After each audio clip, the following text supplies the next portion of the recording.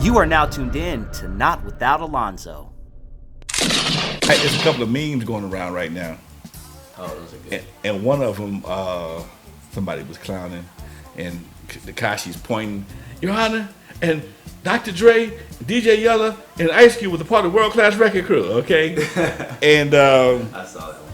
I saw it on Instagram, and There was a little beef going on in the comment section. yeah, man, I saw it, and I knew it was bullshit. I just thought it was funny. Yeah, that okay? for its score. I just thought it was funny that we get clowned all the time. Ricky Spotty clowned us on one of his memes and shit. Somebody else has done it before, and that shit rolls off my back like like water on a duck's back. Mm-hmm. Okay, I got a sense of humor. I can appreciate it. Don't mean shit to me, but some hardcore fans. Ice Cube wasn't a part of that mess. Hold on, motherfucker. Hold on. What mess? The mess. Oh shit! Now you done pissed me off. So we go back. Clientele jumped on him first. Oh, did he? Okay. I can't let clientele go down by itself. Yeah. Okay, I got your back, son. So I mean, that's how we roll. We're very protective of our history because we get clowned for Jerry curls and the suits and blah blah blah. And that one of them suits. Roll that camera over here. Remember, one of them suits is right fucking there. Okay, right there. That's my suit right there from the World Class album. All right. That motherfucker should be in the Smithsonian, okay? But it's not. It's in my studio, and it's going to be up for auction in January with the rest of some of my shit I'm selling. But I had to say that, man, just on the strength to let people know, man, I ain't did shit I'm ashamed of. Clientele ain't did shit we ashamed of. That was the time and the era that we came up in. Oh man, y'all didn't party, y'all didn't tour with no group, no R&B, no rap groups. Y'all toured with R&B groups. Wasn't no rap groups, motherfucker. Exactly. Wasn't no other rap groups. I was about to say, who else was there out there? It was one or two. Rap and Duke. So when you out there, when you pioneering shit, ain't no damn roads. You got to cut your own damn roads.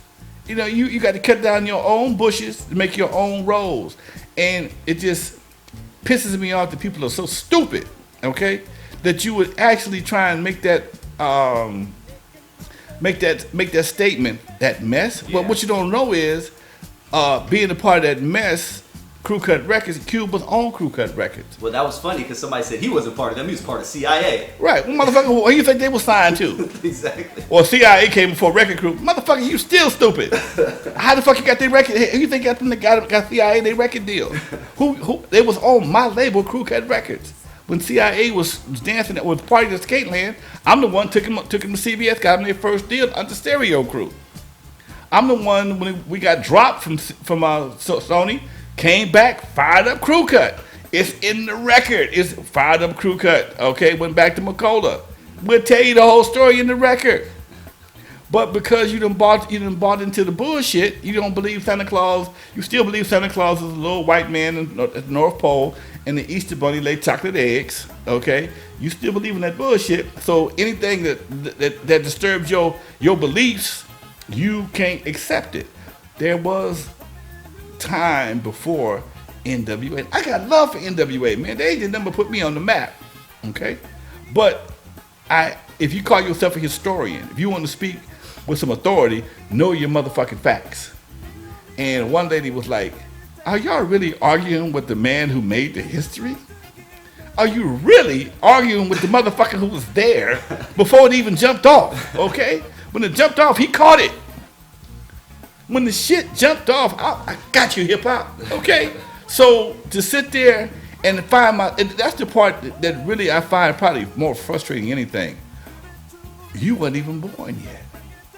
You new to this shit, huh? Born in 95 and shit. You born like 95, 85, or 90 or some shit. Ain't gonna tell me what I did in the 70s and the 80s. Okay? So it's just, that's the part I think is more frustrating than anything. And I spent a couple hours reading that shit off and on between editing various episodes.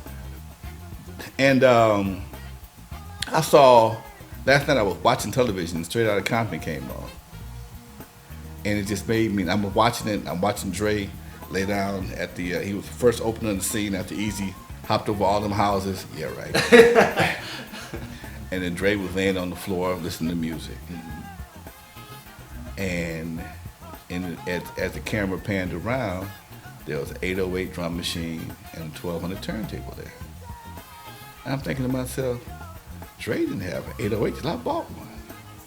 He didn't have a 1200 till I bought one. Okay? And it was funny, just last week. That's crazy. Just last week, one of my partners called me up.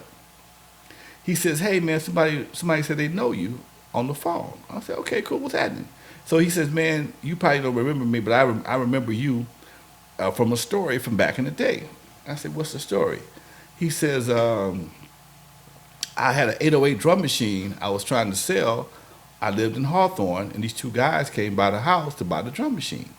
A guy named Andre called, check on the drum machine, but another guy came with him to buy the drum machine. So they came to my house, and they checked out the drum machine. I showed Andre how to work the drum machine.